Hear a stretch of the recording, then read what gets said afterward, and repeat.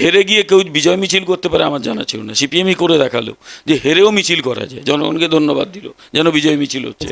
তৃণমূলের সঙ্গে সেটিং করে বিজেপির লাভটা কি? তৃণমূল বিজেপির কোন উপকারটি করবে? তৃণমূল কংগ্রেস দলটা কি? এমন একটা দল টপ টু বটম অধিকাংশ লোকের বিরুদ্ধে দুর্নীতির অভিযোগ, কেউ জেল ঘুরে এসছে, কেউ জেলের দিকে পা বাড়িয়ে আছে, কেউ জেল থেকে বাঁচার জন্য পিলার টু পোস্ট দৌড়চ্ছে, কেউ সুপ্রিম কোর্টে দৌড়চ্ছে, কারোর বিরুদ্ধে যে গ্রেপ্তারি পরোয়ানা জারি হচ্ছে। গোটা দলটাই এরকম দাঁড়িয়ে গেছে। কিন্তু আমার এখানে প্রশ্ন, যখনই কাউকে ধরা হয় সে গিয়ে উডবান ওয়ার্ডে শুয়ে পড়ে কেন?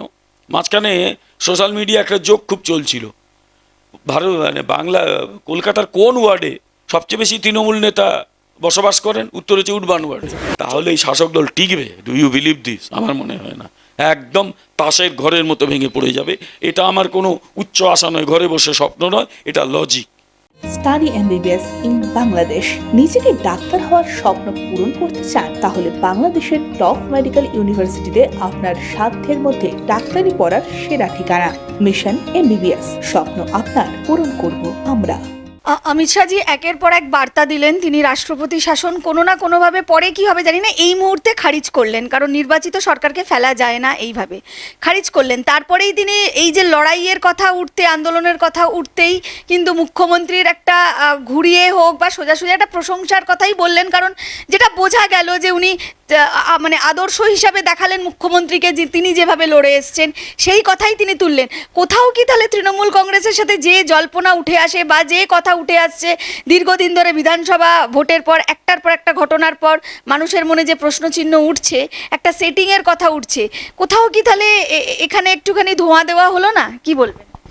না, ওই একটা সিমেন্ট কোম্পানি যতক্ষণ সেটিংয়ের থিওরি দিয়েছে পশ্চিমবাংলায়, তার আগে সেটিং কথাটা ছিল না। কিন্তু এটাও ঠিক যে কংগ্রেস আমলে দিল্লির সঙ্গে, দিল্লির কংগ্রেস নেতৃত্বের সঙ্গে রাজ্যে সিপিএম নেতৃত্বের যে একটা আন্ডারস্ট্যান্ডিং কোথাও ছিল, অনেকে সেই অভিযোগটা করে, এবং সবসময় যে অভিযোগটা মিথ্যে তাও নয়। কিন্তু এখানে কতগুলো বিষয় আমি বলি এই সেটিংয়ের থিওরি নিয়ে। সেটিংয়ের কনসেপ্টটা কিছুটা পপুলারাইজ করার চেষ্টা করেছে সিপিএম, কারণ সিপিএমের এখনও লক্ষ্য যে আমাদের সরিয়ে, মানে বিজেপিকে সরিয়ে তারা এখন সেকেন্ড হবে, তারপর ওরা যদি ফার্স্ট হয়ে যায়। ওই জন্য দেখা যায় একটা হাস্যকর কাণ্ড করেছে যে কিছু ভোট পেল বালিগঞ্জে, হেরে গিয়ে কেউ বিজয় মিছিল করতে পারে আমার জানা ছিল না। সিপিএমই করে দেখালো যে হেরেও মিছিল করা যায়, জনগণকে ধন্যবাদ দিল যেন বিজয় মিছিল হচ্ছে আর কি। এখন সেটিংয়ের বিরুদ্ধে একটা কথা বলি আমি। আচ্ছা, তৃণমূলের সঙ্গে সেটিং করে বিজেপির লাভটা কি? একটা দল যখন অন্য দলের সঙ্গে সেটিং করে, তা তো লাভ ক্ষতি নিয়ে সেটিংটা করে। তৃণমূলের সঙ্গে সেটিং করে বিজেপির লাভটা কি? তৃণমূল বিজেপির কোন উপকারটি করবে? এমন যে জায়গায় বিজেপির সঙ্গে কংগ্রেসের লড়াই, তৃণমূল ওখানে কিছু করার জায়গায় নেই। কোথায়? মধ্যপ্রদেশে তৃণমূল কি করবে? রাজস্থানে তৃণমূল কি করবে? ছত্তিশগড়ে তৃণমূল কি করবে? কে চেনে ওদের? কেউ কোনো চেনে না। ফলে তৃণমূল কংগ্রেসের লড়াই কিন্তু, মানে তৃণমূল কংগ্রেস এখন যেটা চাইছে সর্বভারতীয় স্তরে একটা নাম করতে, যাতে পশ্চিমবাংলার এই যে ভুল ত্রুটি যা করছে, অন্যায়গুলো করছে, এখানে এটা কিছুটা ঢাকা পড়ে যায়। কিন্তু একটা জিনিস বলে রাখা ভালো, অরবিন্দ কেজরিওয়ালের সঙ্গে তৃণমূল কংগ্রেসের, আম আদমি পার্টির সঙ্গে পার্থক্য আছে। আম আদমি পার্টির একটা বেসিক জায়গা, ওরা সবসময় কোথাও একটা জাতীয়তাবাদ আনার চেষ্টা করে। সবসময় যে জাতীয়তাবাদী ওরা তা নয়, অনেক গোলমেলে ব্যাপার স্যাপার রয়েছে, কিন্তু কোথাও একটা জাতীয়তাবাদ আনার চেষ্টা করে। এমনকি কতগুলো গুরুত্বপূর্ণ ইস্যুতে তারা ওপেনলি ভারতীয় জনতা পার্টিকে সাপোর্ট করেছে। কিন্তু তৃণমূল কংগ্রেস এবং আম আদমি পার্টির বিরুদ্ধে সেই অর্থে বিরাট যে কিছু কিছু ক্ষেত্রে আছে, দিল্লিতে তাদের কয়েকটা নেতা বিরুদ্ধে কিছু মানে কি বলবো, কমিউনাল কাণ্ড কারখানার অভিযোগ আছে, কিন্তু ঢেলে সকলের বিরুদ্ধে চুরিচামারির অভিযোগ আম আদমি পার্টিতে নেই। আম আদমি পার্টি আমার বিরোধী হতে পারে, কিন্তু সেটা নেই। আর তৃণমূল কংগ্রেস দলটা কি? এমন একটা দল টপ টু বটম অধিকাংশ লোকের বিরুদ্ধে দুর্নীতির অভিযোগ, কেউ জেল ঘুরে এসছে, কেউ জেলের দিকে পা বাড়িয়ে আছে, কেউ জেল থেকে বাঁচার জন্য পিলার টু পোস্ট দৌড়চ্ছে, কেউ সুপ্রিম কোর্টে দৌড়চ্ছে, কারোর বিরুদ্ধে যে গ্রেপ্তারি পরোয়ানা জারি হচ্ছে। গোটা দলটাই এরকম দাঁড়িয়ে গেছে। ফলে এইরকম একটা দলের সঙ্গে সেটিং করে বিজেপির লাভটা কি? আর একটা বিষয়, যে পশ্চিমবাংলা হচ্ছে একটা সীমান্ত রাজ্য, এবং তৃণমূল কংগ্রেসের কিন্তু একটা অসম্ভব কি বলবো ন্যারো দৃষ্টিভঙ্গি রয়েছে। আমরা তো প্রায় অভিযোগ করি যে এটা প্রায় পশ্চিম বাংলাদেশ বানিয়ে দিয়েছে। পশ্চিমবাংলায় যেরকমভাবে সরকার পরিচালনা করছে, যেভাবে সমাজের বিভিন্ন অংশকে সেগ্রিগেটেড ওয়েতে আলাদা আলাদা করে ট্রিট করছে তৃণমূল কংগ্রেস, এটা কিন্তু ভয়ঙ্কর। ফলে এইরকম একটা দলকে যদি সরানো না যায় আগামী দিনে দেশের ঐক্য সংহতির পক্ষে বিপজ্জনক হতে পারে। তাই সেটিং বিজেপি কখনো তৃণমূলের সঙ্গে করতে পারে না। হ্যাঁ, একটা প্রশ্ন আসে যে কেন্দ্রীয় গোয়েন্দা সংস্থাগুলো কি করছে বা কেন্দ্রীয় সংস্থাগুলো কি করছে। একটার পর একটা সিবিআই এর হাতে মামলা যাচ্ছে, একটার পর একটা ফেলিওর। এখনো পর্যন্ত কিন্তু কোনো কিছুরই, এমনকি নোবেলটা পর্যন্ত এখনো সিবিআই উদ্ধার করতে পারেনি। এই নোবেল নিয়ে কিন্তু মুখ্যমন্ত্রী বলছেন যে যদি আমার সিবিআই কি করবে জানি না, আমাকে মানে রাজ্য সরকারকে যদি দায়িত্ব দেয় রাজ্য সরকার নোবেল বার করে দেবে। না, এক সেকেন্ড, মানে বিষয়টা হচ্ছে যে প্রশ্নচিহ্ন তো উঠবেই বিমলবাবু, কারণ একটার পর একটা সিবিআই তদন্ত, মানে কোনোটার সমাধান হচ্ছে না। এটাও তো সম্ভব নয়, সিবিআই এর মতন একটা সংস্থা যদি একটা সমস্যা বা একটা মামলারও সমাধান করতে না পারে, মানুষ তো প্রশ্নচিহ্ন তুলবেই। আমরা এটাও দাবি করি যে সিবিআই যে তদন্তগুলো করছে সেই তদন্তগুলো তার লজিক্যাল কনক্লুশন হোক, তার সঠিক কনক্লুশনটা হোক, এটা আমাদের সকলের দাবি। কিন্তু এটাও ঠিক যে বর্তমান কেন্দ্রের বিজেপি সরকার সিবিআই এর ওপর অপ্রয়োজনীয় হস্তক্ষেপ করে না। ওটাকে খাঁচার তোতা পাখি যেভাবে বানিয়ে দিয়েছিল কংগ্রেস, বর্তমান সরকার করে না। ফলে সিবিআইকেই কাজটা করতে হবে। কোর্ট কোথাও কোথাও কোর্টের কিছু রায় সিবিআই এর পক্ষে, সিবিআই যেভাবে কাজ করতে চাইছে কোর্টের রায় সেইভাবে কাজ করতে পারছে না। ইন্টারাপ্ট করব, আপনি বললেন তোতা পাখি বানায় না, কংগ্রেস যেরম বানিয়েছিল।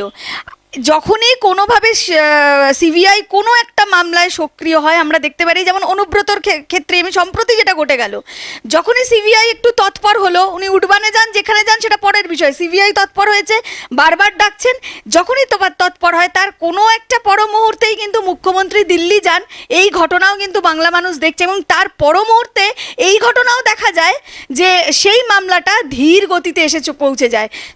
অনুব্রতর ক্ষেত্রেও কিন্তু সে আবার ধীর গতিতে, এখন কিন্তু সেই অনুব্রতের মামলা নিয়ে আর কিন্তু চর্চা নেই। সে উডবানে আছে না চিনার পার্কের ফ্ল্যাটে আছে না বীরভূমে পৌঁছে গেছে, সেই নিয়ে কিন্তু এখন আর কেউ কথা বলছে না। তাহলে কোথায় প্রশ্নচিহ্ন কি ওঠে না যে তোতা পাখি হচ্ছে না? না, আমার মনে হয় এটা একটা ক্রিয়েটেড পাবলিক পারসেপশন, তৈরি করা হয়েছে পারসেপশনটাকে। অনেক সময় চেষ্টা হচ্ছে। প্রথম কথায় অনুব্রত মণ্ডল এমন কোনো হনু নন যে তাকে বাঁচানোর জন্য দিল্লি হস্তক্ষেপ করুন। কে ও? এটা একটা লোকাল লেভেলের লিডার, আমি নামই ধরতে চাই না, যা বললে বলে নামটা ধরলাম। পশ্চিমবঙ্গে আমার ধারণা 90% লোকজন ওর দিকে তাকালেই বিরক্ত হয়। এমন একটা লোক যার অ্যাপিয়ারেন্সটাই দেখলেই বিরক্তি লাগে। কারণ তাকে বাঁচানোর জন্য দিল্লি হস্তক্ষেপ করবে, আমার মনে হয় না উনি আমার লেভেলের একজন নেতা। বিরাট হনু উনি নন। ওটা কোথাকার কোন নেতা, ক্ষমতায় না থাকলে কোথায় থাকবে কোনো ঠিক ঠিকানা নেই। সুতরাং ও ক্ষমতার জোরে এইরকম হয়েছে। এখন এটা ঠিকই ওকে অ্যারেস্ট করা হয়নি, কিন্তু আমি বিশ্বাস করি যে সিবিআই তার তদন্তের কাজ ঠিকঠাক এগিয়ে নিয়ে যাচ্ছে এবং ঠিক সময়ে ঠিক সময়ে তার ফলটা পাওয়া যাবে। কিন্তু আমার এখানে প্রশ্ন, যখনই কাউকে ধরা হয় সে গিয়ে উডবান ওয়ার্ডে শুয়ে পড়ে কেন? মাঝখানে সোশ্যাল মিডিয়া একটা জোক খুব চলছিল, কলকাতার কোন ওয়ার্ডে সবচেয়ে বেশি তৃণমূল নেতা বসবাস করেন? উত্তর হচ্ছে উডবান ওয়ার্ডে। এটা চলছিল, একটা জোক চলছিল। ফলে ওখানকার ডাক্তাররাই বাকি গিয়ে ওখানে ভর্তি করে নিচ্ছে। ফলে এইগুলো তো রয়েছেই, এবং সিবিআইকে এগোতে হয় সাবধানে। একটা লোকের যদি সত্যি ডাক্তাররা লিখে দেয় এই অসুখ আছে, সিবিআই তার কলার ধরে তুলে নিয়ে যাবে, তারপর কাস্টডিতে গিয়ে মরে গেল, তখন তো মহা ঝামেলা হবে। ফলে সিবিআইকে সতর্ক হয়ে এগোতে হবে। আমার ধারণা সিবিআই সতর্ক হয়ে এগোচ্ছে। আর সারদার কথা বলি, সারদার ক্ষেত্রে সিবিআই শুধু একজন পুলিশ অফিসারের সঙ্গে কথা বলতে গিয়েছিল, তার ফল কি হয়েছিল? রাজ্যের সর্বোচ্চ নেতৃত্ব ধর্মতলায় বেঞ্চ পেতে বসে পড়েছিল। কয়েকজনকে ইডি অ্যারেস্ট করেছিল, গিয়ে চেয়ার পেতে বসে পড়া হলো। বলে সব মিলিয়ে এই রাজ্য সরকারের যতটা সম্ভব অসহযোগিতা চলছে। ওই পুলিশ অফিসার সেই ডকুমেন্টগুলোকে নিয়ে বা ওই ডায়েরি নিয়ে কি করেছে সেটা এখনো পর্যন্ত তাকে হাতে পাওয়া যায়নি। ফলে সব মিলিয়ে রাজ্য সরকারের অসহযোগিতা রয়েছে। কিন্তু তারপরেও বলবো, সাধারণ মানুষ হিসেবে আমার দাবি যে সিবিআইকে তার যে কাজগুলো লজিক্যালি শেষ করতে হবে। যারা অপরাধ করেছে তাদের শাস্তির মুখোমুখি দাঁড় করাতে হবে।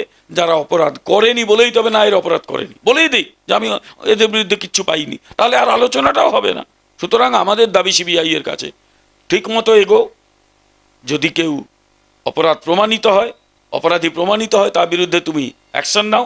যদি না হয়, যদি প্রমাণ করতে না পারে, বলে দাও যে এর বিরুদ্ধে আমরা কোনো প্রমাণ পাইনি। এইভাবে দীর্ঘদিন ঝুলিয়ে রাখার কোনো মানে হয় না। এবং আমি মনে করি এইভাবে যে সেটিংয়ের কনসেপ্ট আনা হচ্ছে তা নয়, কারণ সেটিং করে কেন্দ্রীয় বিজেপির কোনো লাভ নেই এবং রাজ্য সরকার যেভাবে চলছে, আমি মনে করি এ রাজ্যের যা আর্থিক অবস্থা, এ রাজ্যে যা সংবিধানের অবস্থা দাঁড় করিয়েছে, এখানে এই সরকার ঠিকমতো সংবিধান অনুযায়ী সরকার চালাতে পারছেন না। এটা আমার মত, একজন সাধারণ মানুষের মত। কেন্দ্র কি করবে, কেন্দ্র ঠিক করুক। কিন্তু এখনো আমি বিশ্বাস করি যে পশ্চিমবাংলায় সংবিধান, ভারতীয় সংবিধান ঠিকমতো কার্যকরী হচ্ছে না। রাষ্ট্রপতি মনোনীত সদস্য হয়ে রাজ্যসভায় যেতে পারেন ডোনা বা সৌরভ, কি কি বলবেন, মানে কিভাবে দেখছেন বিষয়টা? না, এটা না হওয়া অবধি আমি কি করে বলবো? এটা নিয়ে একটা গুজব রয়েছে, কিন্তু দেখো গুজবের ওপর কোনো কথা বলা ঠিক নয়। 12 জনকে রাষ্ট্রপতি রাজ্যসভায় মনোনীত করতে পারেন যারা প্রত্যক্ষ রাজনীতিতে হয়তো নেই, কিন্তু শিক্ষা, বিজ্ঞান, চারুকলা এসব ক্ষেত্রে তারা এক্সেল করেছেন নিজের জীবনে, অনেক কিছু দিয়েছেন সমাজকে। সে শিক্ষা হতে পারে, বিজ্ঞান হতে পারে, চারুকলা হতে পারে, বা অনেক কিছু হতে পারে, সমাজসেবা হতে পারে। তো সেই সব ক্ষেত্রে যারা করেছেন তাদের রাষ্ট্রপতি মনোনীত করেন। সে যদি হয় তখন দেখা যাবে। এখন সৌরভ গঙ্গোপাধ্যায়ের কথা বললে, ডোনা গঙ্গোপাধ্যায়ের কথা বললে, তাদের একজন স্পোর্টসে বা আরেকজন নৃত্যশিল্পে তাদের যোগ্যতা নিয়ে তো সন্দেহের কোনো জায়গা নেই, যথেষ্ট যোগ্য ওরা। কিন্তু এখনো পর্যন্ত তো তাদের নিয়োগ করা হয়নি, মানে মনোনীত করা হয়নি। তাই হেয়ারসের উপর ভিত্তি করে কি করে কথা বলবো? অভিষেক বন্দ্যোপাধ্যায় কিন্তু এখন থেকেই পঞ্চায়েত ভোটের জন্য প্রস্তুত নিতে বলেছেন দলকে, এবং বলেছেন যে একদম মমতা বন্দ্যোপাধ্যায়ের কথা মাথায় রেখে, ওনার উন্নয়নের কথা মাথায় রেখে কিন্তু যেন একদম মানুষের কাছে পৌঁছানো যায়, এবং যেটা 2018-তে আমরা দেখেছি সেইটার পুনরাবৃত্তি আর যেন না হয়, এই বার্তাও তিনি দিয়েছেন। সেই ঘটনার আর পুনরাবৃত্তি হবে না, এবং পঞ্চায়েত ভোট নিয়ে প্রস্তুতি শুরু করে দাও। কি বলবেন? আমি কতগুলো প্রশ্ন করি যারা এই ধরনের কথাগুলো বলছে। 2018-তে তুমি যদি বিভিন্ন টেলিভিশনে ওয়াইডলি কিছু নিউজ দেখিয়েছিল, মহিলারা নমিনেশন পেপার দিতে যাচ্ছে, তাদের লাথি মেরে ফেলে দেওয়া হয়েছে, পেটে লাথি মেরে। সে বীরভূমে হয়েছে, অনেক জায়গায় হয়েছে, হাবড়াতে হয়েছে, বিজেপির একজন নেত্রী যাচ্ছিল, লাথি মারা হয়েছে। আমার আজকে প্রশ্ন এই বর্তমান সরকারের কাছে, তাদের একজন অ্যারেস্ট হয়েছে, একজন? আমি আর একটা উদাহরণ দিচ্ছি, সাধারণ মানুষের কথা ছেড়ে দিলাম। সেই সময় বিধানসভায় কংগ্রেসের যিনি মুখ্য সচেতক ছিলেন, বহরমপুরের যিনি এমএলএ ছিলেন, তিনি যাচ্ছেন তার কিছু লোককে নিয়ে নমিনেশন জমা দিতে। কিছু মানে অতি সমাজ বিরোধী টাইপের লোক লাঠি দিয়ে মারার চেষ্টা করছে, তিনি আটকাচ্ছেন। এটা আমার নিজের চোখে দেখা। কাউকে অ্যারেস্ট করা হয়েছে? কাউকে অ্যারেস্ট করা হয়নি। ফলে এরা বলে ওই 2018 ঘটনা যেন পুনরাবৃত্তি না হয়। 2018-তে পুনরাবৃত্তি তখনই হয় না যদি সেই লোকগুলোকে শাস্তি দেওয়া হয়। বীরভূমে ওই লোকটাকে যদি সাজা দেওয়া হতো, পার্টি থেকে বার করে দেওয়া হতো বা বসিয়ে দেওয়া হতো, যে লোকটা বলে পুলিশকে বোমা মারুন বা বিরোধী নেত্রীকে বলে তার বিরুদ্ধে গাঁজার কেস দিন, তাহলে কিন্তু রাজনীতিটাই অনেকটা স্বচ্ছ হতো। তো কিচ্ছু করা হয়নি। ও বলেছিল যে এখানে উন্নয়ন রাস্তার ধারে দাঁড়িয়ে আছে, যেটা দেখে শঙ্খ ঘোষ লিখেছিলেন, দেখ মিলে তোর 3 নয়ন, রাস্তা জুড়ে খড়গ হাতে দাঁড়িয়ে আছে উন্নয়ন। ফলে এটা তো ঘটেছে, এবং সেই লোকগুলো ইন্টেলিজেন্স পেয়েছে। বলা হয় সে তার নাকি অক্সিজেন যায় না।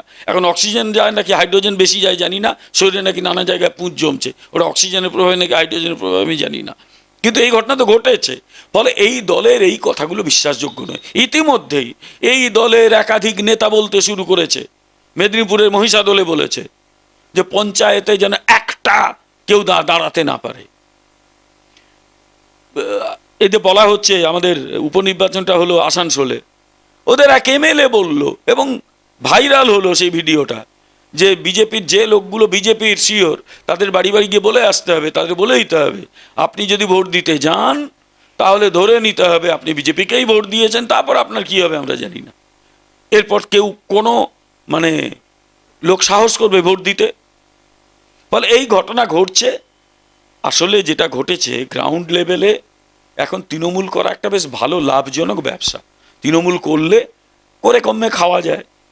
ফলে পঞ্চায়েত হোক, পুরসভা হোক, এই তো পুরসভার ইলেকশনে আগে তো শুনেছিলাম যে পুরসভা ইলেকশনে একদম কোনো অন্যায় বরদাস্ত করবো না। পুরসভা ইলেকশনে কী ঘটলো সবাই তো দেখিয়েছে। কেউ ভোট পাচ্ছে 97%, কেউ ভোট পাচ্ছে 98%। যেদিন ভোট হচ্ছে সেদিনই বিজয় মিছিল হয়ে যাচ্ছে। এইসব কথা গুরুত্বপূর্ণ নয়, গুরুত্ব নেই, গুরুত্ব না দেওয়াই ভালো। এরা চেষ্টা করবে এই ঘটনাই ঘটতে। আমি তো আগেই বলেছি, আবার বলছি, এ রাজ্যে এরা ভারতের সংবিধানকে কার্যকরী হতে দেবে না। তার কারণ এরা গোটা রাজনৈতিক ব্যবস্থা এদের দলের সঙ্গে আর্থিক লাভালাভের যোগকে গুলিয়ে ফেলেছে, মিশিয়ে ফেলেছে। ফলে যারা আর্থিক লাভ করে তারা দলটা করে, এবং তারা সেই লাভটা তো ছাড়তে চাইবে না। ফলে এই ঘটনাই ঘটবে। এই কথাগুলো কিছু গুরুত্বপূর্ণ নয়, সব ফালতু কথাবার্তা। এই কথাবার্তা গুরুত্ব দেওয়ার কারণ নেই। আমি অমিত শাহজির কথার ভিত্তিতেই বলি যে এখন থেকেই গ্রাউন্ড লেভেলে জোট মারতে হবে, লড়াই করতে হবে, যাতে এই ঘটনা ওরা ঘটাতে না পারে। প্রবল প্রতিরোধের সম্মুখীন এরা হয়। দেখা যাক এরা কি করতে পারে। প্রবল প্রতিরোধ গড়ে তুলতে হবে, তাহলেই কেবলমাত্র এরা আটকাবে, নইলে এদের আটকানো যাবে না। শুভেন্দু অধিকারীকে আমরা দেখেছি বরাবরই সামনে থেকে লড়াই করতে, এবং শুভেন্দু অধিকারী আবারও একটি কথা ঘোষণা করেছেন। তিনি বলেছেন যে দুটো ভোট একসাথে হবে 2024-এ লোকসভা এবং বিধানসভা ভোট, এবং সেই বক্তব্যটাকে দিলীপ ঘোষও সমর্থন করেছেন। কি বলবেন? না, প্রথমে শুভেন্দু অধিকারীর কথা বলি। ডেফিনেটলি দেখো, শুভেন্দু অধিকারী একজন গুরুত্বপূর্ণ মাস লিডার হয়ে উঠেছেন, অস্বীকার করার উপায় নেই।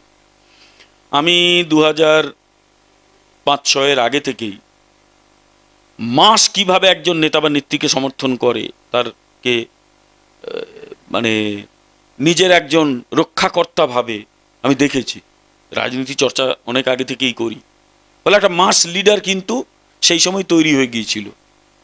নাম উল্লেখ করতে কোথাও নেই, আবার সেটিংয়ের কথা বলবে না। এটা আমি একজন পলিটিক্যাল সায়েন্সের ছাত্র হিসেবে এবং অধ্যাপক হিসেবেই বলছি, পলিটিক্যাল অ্যানালিস্ট হিসেবে বলি। আমি দেখেছি Mamata Banerjee was the mass leader, definitely she was the mass leader. কিন্তু একজন মাস লিডার যখন প্রশাসক হয়ে ওঠেন, সেই প্রশাসন তিনি যে চালাতে পারেন, যদি পারেন সেটাই কৃতিত্বের, না পারাটা ব্যর্থতা।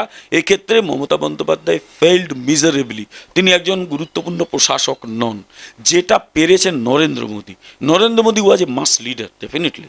মানে 2014 নির্বাচনের আগে নরেন্দ্র মোদীর দিকে তাকিয়ে কিন্তু মানুষ আশায় বুক বেঁধেছিল, হ্যাঁ এই লোকটা ভারতকে নেতৃত্ব দিতে পারে।